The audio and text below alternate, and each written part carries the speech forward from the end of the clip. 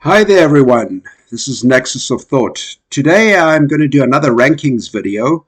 This time I'm going to look at what I believe to be the top 15 male tennis players in the post-World War II era. I wish I could have actually done this with all time, but I don't believe that I know enough about pre-World War II to make a judgment. So apologies to Bill Tilden, the French Four Musketeers, Donald Budge, and Fred Perry. Great players, but I don't know enough to actually provide a deep analysis on that. I myself have been following tennis since the late 70s. I am definitely not a great player, although I have played many times. Not a good player at all, but I'm an avid follower and lover of the sport, and I've studied and read a lot of books about it and watched a considerable amount of matches in tennis. So I think I have somewhat of a background to be able to talk about this. And here is my top 15. I'm going to start with the number 15, which is and then I'm going to work my way up to the number one of all time. So number 15, I'm going to go with the Swedish baseliner Mats Wilander, who won a total of 7 Grand Slam singles titles. Was most known actually. Best year was in 1988 when he won 3 out of the 4 Grand Slams. He won. He was also won the French Open at the tender age of 17, knocking off 4 big seeds on his way to do that. And the one that escaped him was Wimbledon. But he did win 3 French, 3 Australians, and I believe 1 US Open. And he also married a South African, which counts for a lot, as I am South African as well.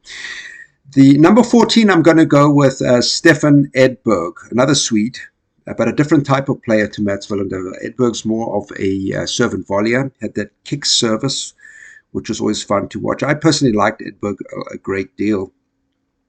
He won 2 Wimbledons, 2 Australians, and 2 US Opens, and was a number 1 player, and was one of the, I would say, part of the big 3 triumvirate, which was Becker, Lendl, and himself, at about the late 80s to early 90s, who dominated tennis. So I'm going to go with Stefan Edberg. And he was always a very artistic player.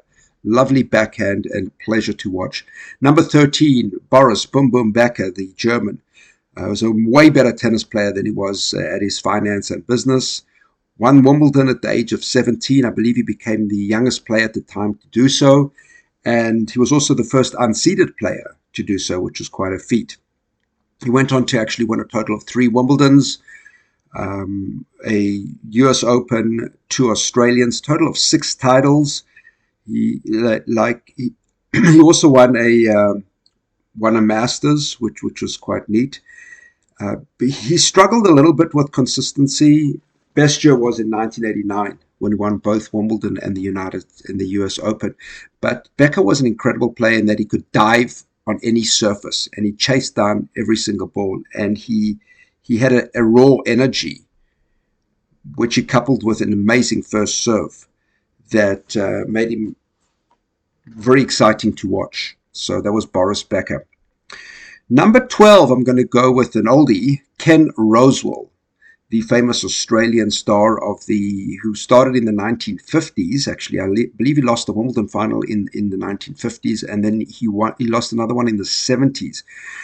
But in between that, he won a total of 8 Grand Slam singles titles, was a dominant player on the professional circuit when professionals were banned from playing on the Grand Slam singles. And his style of play and his way of play actually spanned over 2 decades. Incredible player, Ken Rosewall, and a great rival of Rod Laver and the person in number 11 spot, which is Pancho Gonzalez. So I'm going to go with Pancho Gonzalez, the American star. Some people say he may have been one of the greatest of all time. Should not actually be 11th, but perhaps should be in the top 5. That's up for debate. He won back-to-back US Opens in the late 40s and then was one of the early champions of professional tennis. So that really eroded his career as far as Grand Slam singles are concerned. But he was a dominant feature on the professional circuit, winning numerous professional type of Grand Slams at that time, and certainly innovating the sport of tennis. So a wonderful rival, as I said, to both Lever and Rosewell. Number 10, Andre Agassi, who well, I was looking through this and I saw with Agassi, he's the only player out there who won all 4 Grand Slam singles titles, plus the ATP Championship or Masters, plus the Olympic Games. I don't think anyone else has done that. Djokovic might be trying for this in the next year or so. Nadal failed to win a ATP championship, and Federer and Sampras, although Sampras didn't win a French, but Federer did not win an Olympic. So Agassi is the only one to have accomplished this amazing feat. Agassi was, before Djokovic, I would say he was probably the best return of serve in the game. He had a wonderful ability to dictate the way the pace of the game flowed. My favorite Agassi game was his victory against Michael Stich when he completely bombarded Stich in the final. I think it was in 1994 on road to a victory. His most successful Grand Slam was the Australian, which he won 4 times. So that was Andre Agassi. And of course, a very, very colorful character with his peroxide and his interactions with the fans. Always a joy, pleasure to watch. Number 9 was the man who innovated tennis, and that was the Czech, later turned American, Ivan Lendl. So Lendl got to the Grand Slam finals a total of 18 times. He won 8 of them. He had numerous ATP championships or masters behind his belt. He got to the final of the US Open 8 years in a row, which in itself is an incredible feat. Was probably the best player in the world from 85 to 87, and he changed the way tennis players looked at themselves by making the sport into a more physically demanding endurance type of sport, which changed the kind of, I would say, almost laissez-faire attitude that many tennis players had to pure fitness before then. Lendl turned it into a science. Some people have said for better or for worse, but whatever it is, he seems to have been the precursor to the modern-day tennis player. And so that's Ivan Lendl, who apparently was also a very, very decent golfer, and as his work with Andy Murray has shown, is also an excellent trainer. Number 8, I'm going to go with Jimmy Connors. Who wouldn't have Jimbo up there? Jimmy Connors won more singles titles than any other player in men's history, a total of 109, I believe. He won 8 Grand Slam singles titles, including 5 US Opens. Had a brilliant year in 1974 when he won all 3 except for the French. And in 1982 did the US Open and Wimbledon doubles.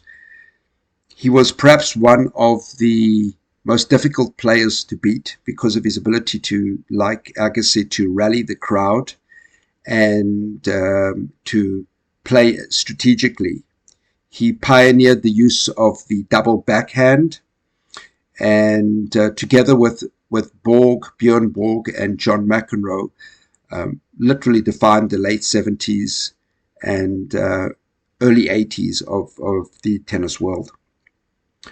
In number 7 is my personal favorite tennis player, a guy I've always enjoyed watching, Johnny McEnroe, Motor Mouth himself.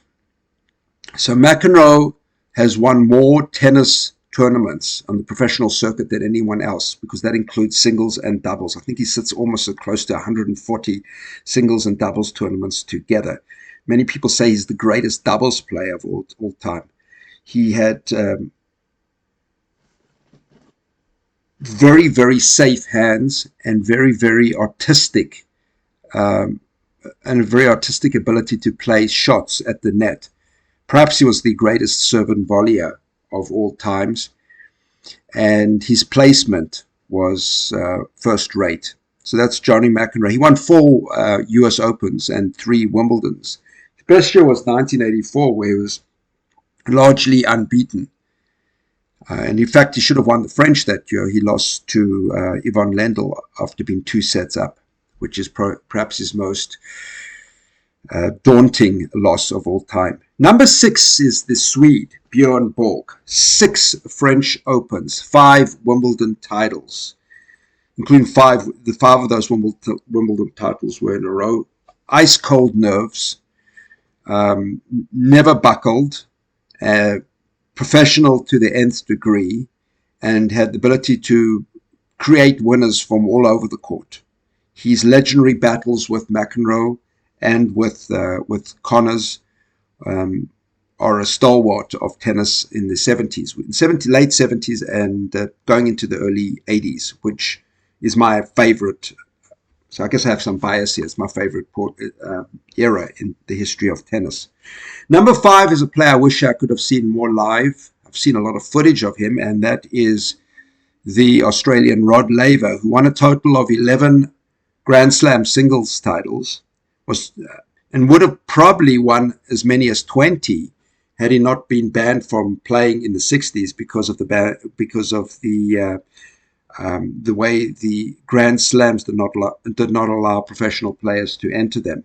So he could have perhaps won about 20. Did extremely well on the professional circuit, playing against Gonzalez and co. He's the only player who did a season Grand Slam in both as an amateur in 1962 and as a professional in 1969. And I don't think that feat will ever, well, the amateur side won't for sure, but even no player so far has actually been able to, since Laver has actually been able to do a seasonal Grand Slam. Don Budge did one before the Second World War, but and Laver did this twice, so that's one heck of a feat. Number 4, Pistol Pete Sampras, probably the best player of the mid to late 90s, going all the way into the early 2000s. Won a total of 14 Grand Slam singles titles, and at one time was the record holder. This included 7 Wimbledons. He got to the final of Wimbledon 7 times, never lost a single final. He also won the US Open 5 times, and probably, some would debate it, but probably had the best first serve ever. He was one of those players who could just rattle off 4 aces in a row, had a stupendous volley game, and had the ability to power hit from behind the baseline that could match the best. So that would be Pistol Pete Sampras, number 4. Now we enter into the golden era, the big 3. And I think this is beyond dispute. There's no dispute as to why these 3 shouldn't be in the top 3. The issue is who is the greatest of the top 3. I'm going to go in 3rd place with Rafa Nadal, the Spanish superstar, the king of clay.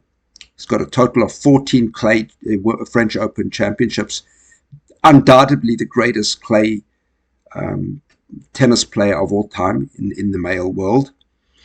And like Djokovic and Federer, the other 2, managed to win on all different surfaces. The only big tournament that's eluded him so far has been the ATP Championship.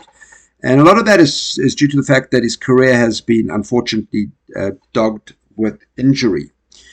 But Rafa Nadal, together with Boris Becker, I would say, are the most physically adventurous players who are most likely to dive on the court, to chase down lost causes, and to just really give their heart and soul to winning every single point. And for this, you have to give him a lot of credit. So I'm going to go with number 3 for Rafa Nadal. Number 2, is my second favorite player of all time, just only slightly behind John McEnroe, and that is the Swiss maestro himself, Roger Federer. So I'm going to go with Roger Federer at number 2. 8-time Wimbledon Open champion, 6 Australians, won 5 US Opens in a row, has over 100 singles titles, number 2 in the all-time list behind Jimmy Connors, and 20, as we said, 20 Grand Slam singles titles, numerous ATP championships, and a pleasure to watch as a player.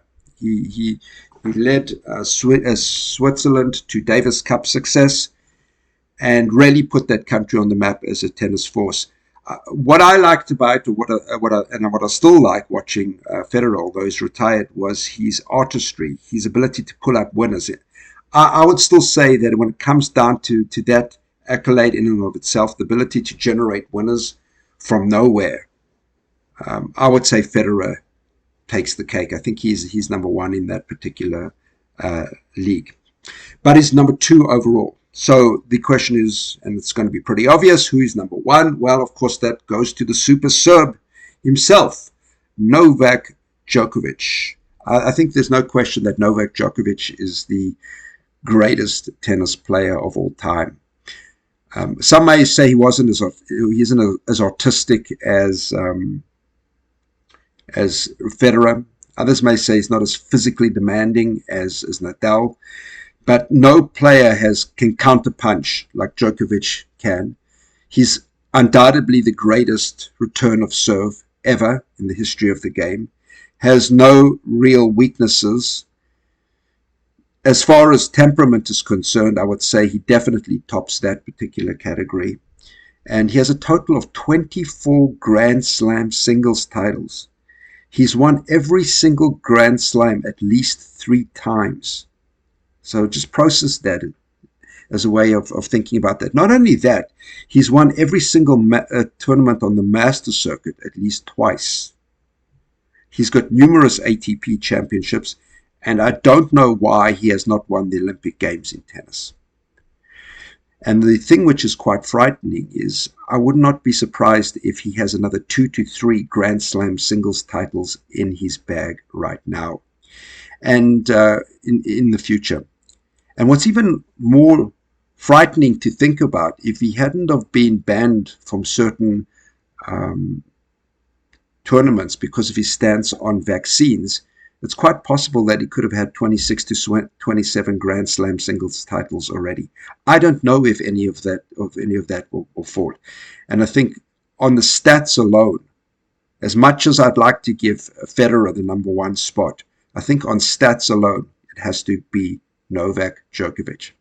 Anyway, that's my ratings of the top 15 tennis players, men's of all time. I probably missed out a few who you'd want to see included.